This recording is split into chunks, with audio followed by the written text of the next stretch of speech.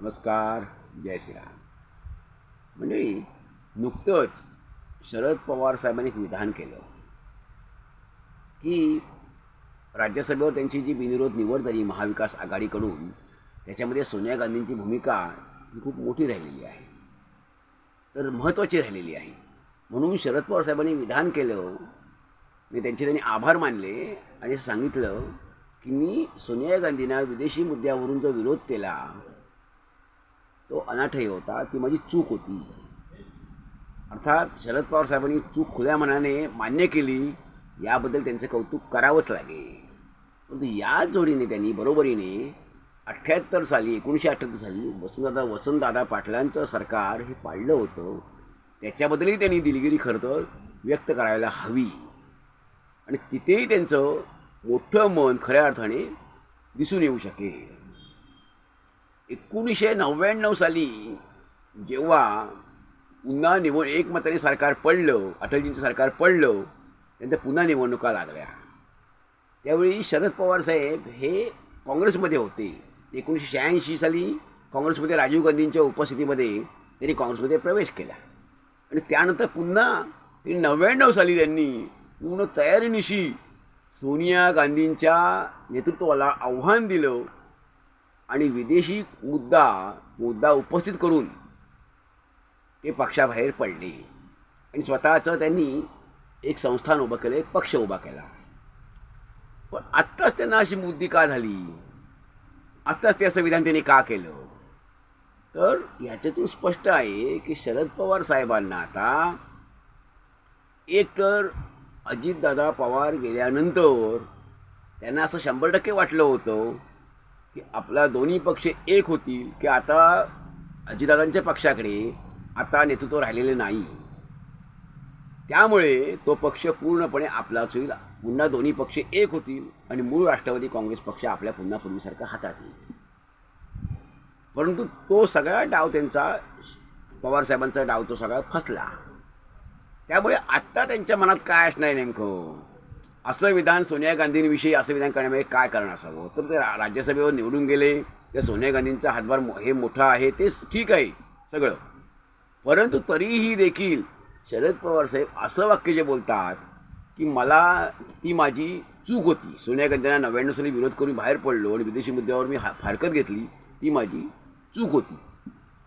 याचं कारण असं आहे की आता शरद पवार साहेबांना त्यांचा पक्ष जो आहे, उरला सुरलेला पक्ष, कमकुवत झालेला पक्ष, तो आता काँग्रेसमध्ये विलीन करावा लागणार आहे. याची विलीन केल्याशिवाय पर्याय नाही, याची पवारसाहेबांना कल्पना आलेली असणार, किंवा जाणीव झालेली असणार, किंवा जाणीव झालेली आहे हे नक्की. त्यामुळेच त्यांनी याची सुतोवाच किंवा तयारी ही सुरू केलेली आहे. आत्ता खरं तर पवारसाहेबांपुढं, कारण हा जो त्यांचा मुद्दा होता की ह्या पक्षात अजितदादा गेल्यामुळे पक्षात दोन्ही पक्ष एक होतील, ते आता सगळं फोल ठरलेलं आहे.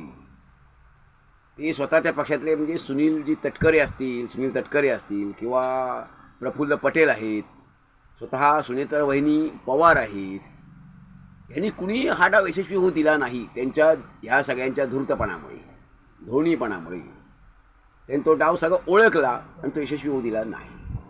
त्यामुळे आत्ता म्हणून शरद पवार साहेबांना कळून चुकलं की आत्ता पर्याय नाही, आपली प्रकृती बरी नसते.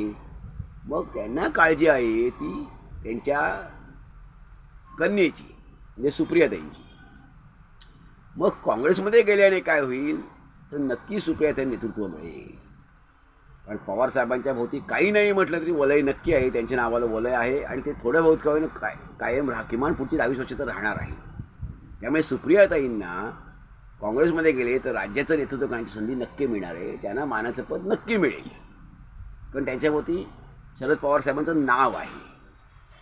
त्यामुळे हा विचार नक्की शरद पवार साहेबांच्या मनात असणार आहे की आता काँग्रेसमध्ये गेल्याशिवाय पर्याय नाही. त्यामुळे काँग्रेसमध्ये पुन्हा पक्ष लवकरच, जर शरद पवार साहेबांचा पक्ष काँग्रेसमध्ये विलीन झाला तर नवल वाटायला नको, कारण याशिवाय दुसरा पर्याय आता शरद पवार साहेबांकडे कोणताही नाही. ते आता त्यांचा जो पक्ष आहे तो मोठी उभारी घेईल आणि परत नावारूपाला येईल अशी सुतराम शक्यता वाटत नाही, किमान पुढची 10 वर्षे तरी. आणि अशा स्थितीत हा पक्ष, शरद पवार साहेबांचा 10 वर्षे पक्ष टिकेल असंही वाटत नाही. 10 वर्षे काय 5 वर्षेही पक्ष असं टिकणार नाही एकाकी. पण काँग्रेस टिकणार ह्याचं कारण काँग्रेस हा राष्ट्रीय पक्ष आहे आणि काँग्रेस कितीही झालं तरी काँग्रेस संपणार नाही हे शरद पवार साहेबांना चांगलं माहीत आहे. त्यामुळे वारंवार काँग्रेसपासून फारकत घेऊन, काँग्रेसला आव्हान देऊनही शरद पवार साहेबांना पुन्हा काँग्रेसमध्ये पक्ष विलीन करावासा वाटतोय. आणि ह्याची सुरुवात किंवा सुतोवाच किंवा प्रारंभ हा त्यांचं विधान करून हा एक प्रकारे केलेला आहे. आणि म्हणूनच शरद पवार साहेबांनी म्हटलेलं आहे की सोनिया गांधींच्या विदेशी मुद्द्यावर मी हरकत घेतली, ती माझी चूक होती. मंडळी, आपल्याला काय वाटतं? असं विधान करून त्यांनी काँग्रेसचं दार, शरद पवार साहेबांनी काँग्रेसचं दार ठोठवलं आहे का? त्यांची काँग्रेसमध्ये जाण्याची, पक्ष विलीन करण्याची इच्छा आहे का? आणि त्याशिवाय त्यांना पर्याय नाही आहे का? की त्यांच्यासमोर अन्य कोणता पर्याय आहे? आणि स्वतंत्र पक्ष त्यांची उभारी घेऊ शकतो का? तो टिकू शकेल का? एवढं नेतृत्वाची क्षमता सुप्रिया ताईंमध्ये आहे का? आपल्याला काय वाटतं? आपण जरूर ऐकूया. धन्यवाद. जय हिंद, जय भारत.